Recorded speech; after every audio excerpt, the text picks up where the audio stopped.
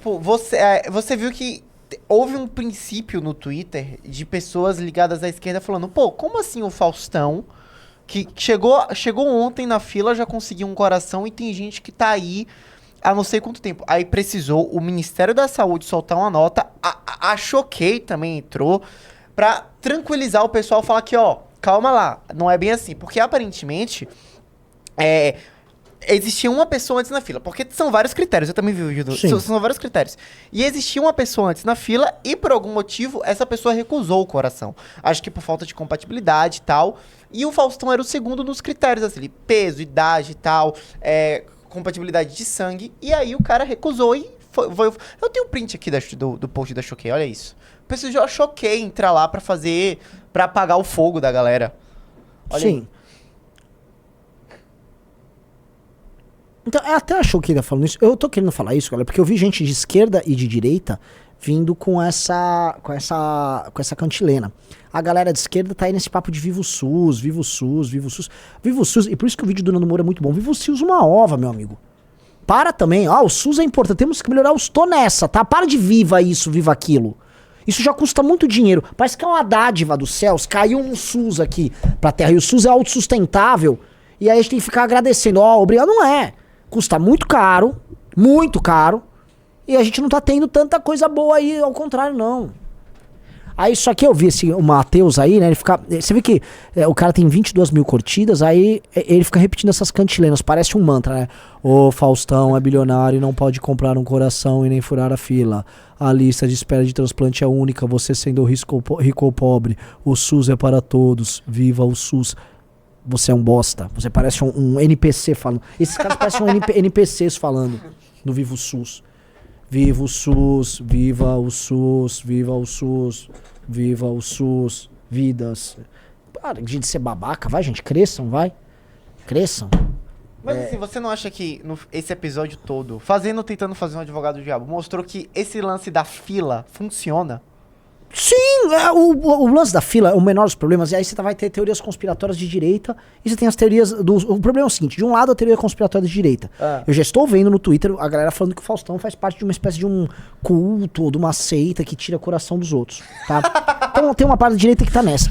E tem a galera da esquerda que só tá assim: foda-se, SUS é maravilhoso, SUS é maravilhoso, SUS. Ô meu, calma aí. Eu vi gente falando do privilégio de ser um bilionário branco rico. Tipo o Lula, que Sim. talvez é um milionário branco rico. Ou tipo o Rubens Ometo, que é um bilionário branco rico. Eles nunca falam do privilégio dos aliados deles. E na verdade, se o Faustão ainda estivesse na Globo, eles não estariam falando de nenhum privilégio, tá? O problema é que o Faustão não tá mais na Globo, então ele não tá mais no pacote que tá sendo, né, controlado ali. Se não fosse isso, tá? Tava todo mundo no mó love. Então, não caio nessa conversinha. Aliás, nunca caio nessa conversinha. Deixa eu falar um negócio, galera. Está acabando aqui, acho que essa semana, até quarta-feira acaba, tá? A revista, corta pra 2 aqui, a revista Valete, dessa edição, que é uma edição histórica, tá? Que fala do complexo industrial trans. Essa, assim, tiragem gigante. A gente realmente, enfim, nós vencemos. Essa revista venceu na vida, tá? Essa revista... Ai, amiga! Essa revista de milhões, tá? As primas delas estão com inveja. Estão com muita inveja. Né? Simplesmente, logicamente que é uma revista super empoderada, que tá de salto alto, tal, linda, maravilhosa, lacrou. Essa revista ela vai causar vários incômodos na ceia de Natal, assim. Nossa, você tá assim com a linguagem certinha. A galera não tá pronta pra lidar com isso. A internet só fala nisso, né? Então, galera, vamos que vamos. mbl.org.br/revista, se quiser assinar a revista. Só que todo mundo que entrar no clube MBL, todo mundo que entrar vai receber ela, vai ganhar ela autografadinha por mim. Então eu vou autografar e você vai receber na tua casa. Então não perca tempo, tá? Entre no clube com o Nanã que você vai receber a revista autografada, tá? Eu vou continuar nesse tema. Abre uma enquete aí pra ver assim, você é usuário do SUS ou você usa basicamente plano de saúde, né? Eu vou dar um exemplo, tá? Eu fui fazer um exame de sangue hoje. Eu tenho um convênio, eu pago convênio, usei lá o meu convênio, tá? Se eu fosse, eu até tava falando com o pessoal do convênio, porque ia testar. Se eu fosse, o cara do lugar que retira o exame, vou falar o nome, eu fui no Delboni, né? Se eu fosse ir lá no SUS pra fazer esses exames, quanto tempo não demoraria? A fila, porque só pra você, eu fui no Delboni, fiz o exame, plaplum, né? Eles fazem todos os exames, as coletas lá. Diz que tem alguns lugares, você não consegue fazer a coleta aqui, você fazer a coleta ali e tal. Imagina a pessoa que depende do SUS pra fazer isso. Imagina a pessoa que depende do SUS, cara. Então, assim, o SUS é um sistema que tem muita dificuldade pra atuar. E nós somos um país pobre. É até, assim, é de uma... Vamos dizer, a Constituição de 88 meio que deixou isso bem amarrado, né? Mas foi de uma ambição muito grande o Brasil falar, vamos ter um sistema de saúde que vai atender toda a sua população, um sistema universal. E sendo justo, mal e porcamente ele atende a população. Então, é uma das poucas coisas no Brasil que o Estado consegue, a duras penas, atender. Atende bem? Não atende bem. Tem alguns picos, tem alguns lugares que são lugares de excelência, tem algumas áreas que atende bem, tem alguns centros de especialidade muito bom, tem um modelo de ação que consegue funcionar bem em alguns estados. Agora, tem muitos problemas com a tabela SUS que faz com que os conveniados privados não queiram atender direito. Tem uma série de problemas também a ser enfrentados, entendeu? Então a gente tem que parar de só ficar celebrando e também cobrar. Porque me parece mero corporativismo e você quer fazer um statement político do tipo, SUS, SUS, SUS, SUS, SUS. E você não quer encarar o problema. É igual quando ficam com educação pública, de qualidade e babá. O nosso sistema educacional é uma bosta. É uma bosta. É uma bosta. Nossa produtividade é horrível. Nós não conseguimos formar profissionais prontos e aptos a encarar os desafios do mundo de hoje. Nossa produtividade foi decrescente nos últimos anos. Nós perdemos em produtividade para os nossos vizinhos. Nós vamos perder a corrida da produtividade para os países africanos que estão entrando agora nessa aventura em parceria com a China. Acordem, nós não temos condição de disputar nada com a Índia, por exemplo. Índia, aliás, que botou uma sonda na Lua agora. A Índia. Tá? Então, acordem. Acordem, porque no fundo o que nós estamos falando? A gente está falando, quando eles falam viva o SUS, ou viva a nossa educação pública de qualidade, blá blá blá, eles estão falando viva as estruturas burocráticas do funcionalismo que vivem às custas da população que trabalha e produz. Eles não estão falando isso, eles estão fazendo uma defesa corporativista, vamos dizer, das estruturas que atendem as pessoas mal e porcamente, tá? E dos privilégios daqueles que estão nela incrustados ou que ela representam. É isso. Assim como vão ter os defensores dos privilégios do judiciário, os defensores do privilégio do Ministério Público e de todas as esferas do funcionalismo que tem seus representantes fazendo lobby em Brasília às tuas custas. Tá? Brasília é um gigante. Se você for ver as sedes de todos os grandes sindicatos aí que fazem a representação do funcionário, estão lá em Brasília. Se você for dar uma entrada no Congresso Nacional, eu já fui dezenas, quiçá centenas de vezes lá no Congresso Nacional, e tem sempre 10, 20 caras de dezenas de associações e sindicatos regionais ou nacionais com o seu crachazinho abordando o deputado lá para falar de algum tipo de aumento, de algum tipo de pauta. Alguns justos e muitos injustos. A gente sabe como, todo mundo sabe como funciona isso. Farinha pouco, minha opinião primeiro. Sabe quem não tem um sindicato representando? O pagador de imposto. Supostamente deveria ter, mas os parlamentares, em vez de defender o pagador de imposto, os parlamentares estão lá para defender o seu político de plantão. Tá? E, tá bem equilibrado, 53-47, hein? Mas a maioria usa plano de saúde. Então, a maior parte do nosso público usa plano de saúde. É o que eu vou colocar aqui para vocês, que é uma coisa muito triste. Muito, muito, muito triste. Essas pessoas que pagam plano de saúde, na maior parte deles estão pagando meio que 2 vezes. Porque elas pagam o SUS. Sim, que é um ou não faz a dedução caro. E tal. Outros estão, por exemplo, tem planos que são, às vezes o cara é assalariado, aí a empresa fecha um plano para todo mundo, tá? Um benefício do plano, tá? É muito triste, porque as pessoas pagam muitos impostos, mas é muito imposto mesmo. É imposto pra chuchu, entendeu?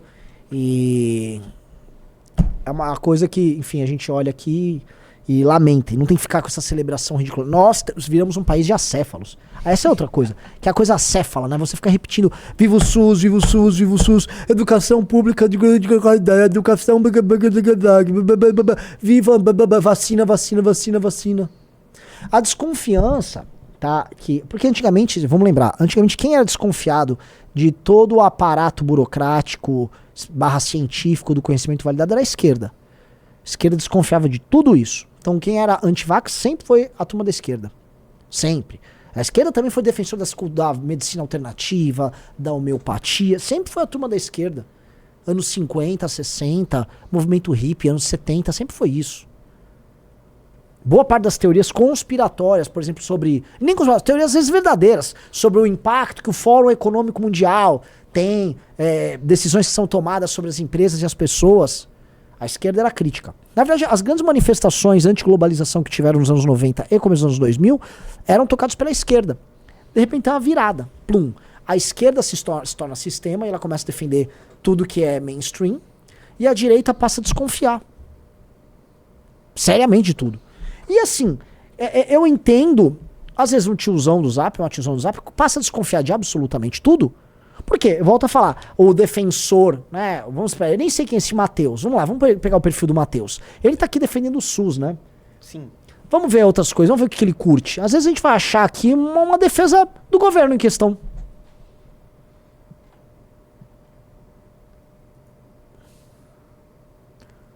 Aí ele tá lá defendendo o SUS, tá lá vivo o SUS, mas a gente pode achar algum post político do cara, né? Rebelde. Ok, o cara curte rebelde, cara, é até difícil, né? Aqui, ó, acabou. Um cara que defende o SUS. Aqui, gente, esse exemplo é mais perfeito, cara. Isso aqui a gente tem que virar um corte. O cara que tava agora defendendo de forma, vamos dizer, insuspeita o SUS, viva o SUS. Ele tá falando Dilma Rousseff foi inocentada da culpa no caso das pedradas fiscais que motivou o impeachment dela em 2016. Portanto, como a justiça comprovou que não houve crime de pedrada fiscal, podemos dizer que foi golpe. Este é o tipo de burro que tá lá defendendo ciência como se ele fosse, né, SUS, ciência, vidas, tal. Não. Ele tá defendendo um terraplanismo agora, porque não foi isso que a justiça decidiu, tá? O que ficou claro não é a justiça criminal, não é o direito penal que vai punir a Dilma ali, porque os crimes cometidos como uma pedalada fiscal tem o foro específico, que é o Congresso Nacional, que deliberou e decidiu que ela cometeu o crime de responsabilidade na pedalada e a condenou por isso no Senado com participação do STF. Basta ler o julgamento. E aí este cara posta isso. Então quando um sujeito comum vê, ora, este cara que tá falando SUS, vida, ciências, é um influencer, tá? Um validador da ciência e do conhecimento. Ele do outro lado tá falando que a Dilma foi inocentada. A pessoa fala, há algo de muito errado aqui. Não bate. Esse cara aqui é um validador, mas ele tem uma opinião política retardada em muitos termos. Eu acho que esse cara está mentindo pra mim em tudo. Ele tem um viés de confirmação pra tudo que interessa pra ele e um viés de negação pra tudo que é desinteressante em termos políticos. E é verdade. Durante a pandemia, vamos ser bem verdadeiros, muitos exageros foram cometidos por essa turma. Muitos exageros. E eu não tô aqui usando isso pra limpar a barra de quem cometeu exagero com o discurso maluco do outro lado. Não. Mas tem muito exagero. Tinha uma turma, como é que chama aquele maluco? Atlas Yamarinos. Atila Marino. Que se pudesse tava usando máscara até agora. Falou que o lockdown só ia acabar em 3 anos. Não é? A gente estaria em lockdown até hoje. Ele tem tara, ele deve ter ereções vendo o pessoal de máscara. Tá? O Atila Marino. É uma turma, assim, eu vi o termo Corona Lover, parece que são Corona Lover. Eles, eu lembro que tinha um meme sócio torcedor coronavírus. Entendeu? Assim, é uma parada, né? É uma parada muito louca. Tá? Alguém tomou uma bandeirada do Elon Musk. Quem foi que tomou a bandeirada do Elon Musk? Não, deixa eu te fazer uma pergunta. Assim, então aqui, as pessoas ficam vendendo mentiras toda hora pros brasileiros, não é? Sim. Tipo, o SUS é muito bom, a educação isso, a segurança aquilo. Deixa eu fazer uma pergunta. Você acha que no Brasil existe um terreno muito mais fértil e propício pra surgir um cara que queira derrubar tudo isso, como, por exemplo, o Milei? Ora, o Milei, eu não acho que ele queira derrubar muita coisa. O Milei tem um discurso muito similar ao do Bolsonaro. Ele parece ser um cara mais sério e mais estudado que o Bolsonaro. Tá, mas o Milei pra mim representa o mesmo processo que o Trump e o Bolsonaro representam, que é, vamos dizer, um representante das vontades e frustrações da classe média diante de mais ou menos os mesmos problemas enfrentados nos Estados Unidos, no Brasil e na Argentina, cada um de acordo com suas cores locais, né, com suas vicissitudes locais. Então, no fundo, o Milei, ele aparenta ser pro eleitor argentino o que o Bolsonaro aparenta ser pro eleitor brasileiro e que o Trump aparenta ser pro eleitor americano, que é como se fosse um vingador, um justiceiro, que vai derrubar esses absurdos que as pessoas estão vendo. E o problema é que esses caras nunca dispõem nem de um plano, nem de meios de ação para conseguir levar isso à frente. Por isso que o Trump não conseguiu fazer isso nos Estados Unidos, o Bolsonaro não conseguiu no Brasil, e pelo que o Milei almeja, vai ser ainda mais difícil pro Milei conseguir isso na Argentina. Tá? Entendi. O Milei dispõe, assim, o que o Milei propõe é muito mais ambicioso e a Argentina, eu acho que é ainda mais complicado que o Brasil para se resolver. Tá? Quem dispõe de mais meios de ação para conseguir fazer alguma coisa é o próprio Trump. Um presidente americano, ele tem a caneta mais poderosa, tá, em termos institucionais internos, lá vamos dizer, enfrentando a burocracia interna, do que um presidente aqui no Brasil e do que um presidente na Argentina. Então, eu vejo o discurso é só, vamos dizer, uma raiva que a classe média tem, que ela canaliza num representante dela e ela imagina que ele vai fazer muitas coisas e ele não consegue fazer. Entendeu? Fala pessoal, o negócio é o seguinte, é fundamental que você se inscreva no Clube MBL para receber os bastidores de Brasília antes dos veículos de imprensa. Você vai saber o que acontece no judiciário, no executivo, no legislativo, antes de qualquer pessoa, e vai ter acesso a todos os nossos documentários, mini documentários e votações internas do MBL. É só clicar aqui no link que você vai conseguir assinar.